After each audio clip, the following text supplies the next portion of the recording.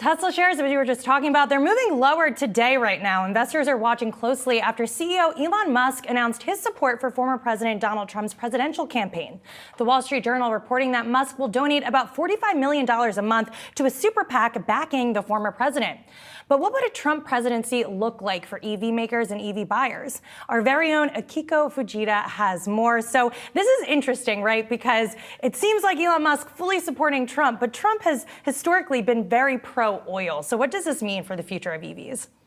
Yeah, that's certainly a critical question, Ali, that's being assessed right now. Whether Musk's public endorsement of Trump will be a positive or negative for Tesla. Sales of electric vehicles have gotten a significant bump under President Biden, largely by the tax credits included in the Inflation Reduction Act. And worth noting what those credits are. It is up to $7,500 for a new vehicle and $4,000 for used EVs. And that has made EVs much more affordable for many Americans. There are strings attached. We've talked about this before to getting these credits. That means where a car is manufactured, where its parts and components are sourced. But Tesla's Model X, Y, and 3 have all qualified until now. Now, former President Trump has publicly expressed skepticism of the need for EVs, but his vice presidential pick, Ohio Senator JD Vance, is taking that a step further. He's pushing a bill called the Drive American Act, which aims to eliminate EV subsidies and replace them with tax credits to promote gas-powered vehicles. That could create a significant headwind to EV adoption and Tesla vehicle sales at a time when we are starting to see that adoption slow down. EVs accounted for less than 10% of all new vehicle sales, according to data from Kelley Blue Book. And Tesla's market share of all EVs dipped below 50% for the first time in Q2.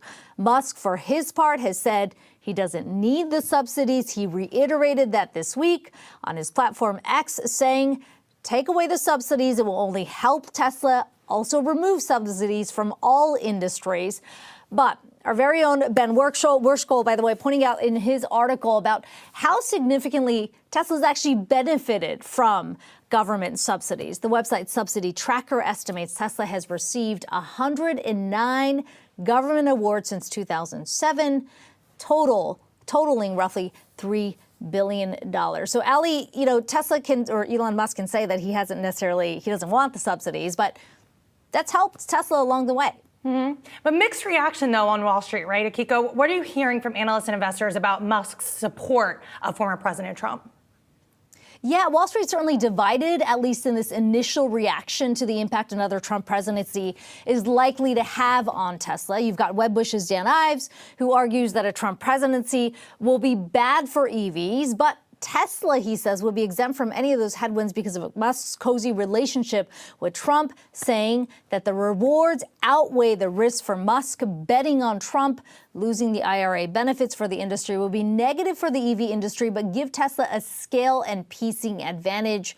Bearish for the sector, bullish for Musk and Tesla. Now, on the other side, you've got Ross Gerber from Gerber Kawasaki saying he doesn't buy that argument, saying that if you take $7,500 out of the price of a Tesla, it's going to be detrimental for sure. And he says, look, it has been delicate pricing for Tesla when they're adjusting prices by $1,000 here and there to boost demand. So this is not going to be good, at least in his initial assessment.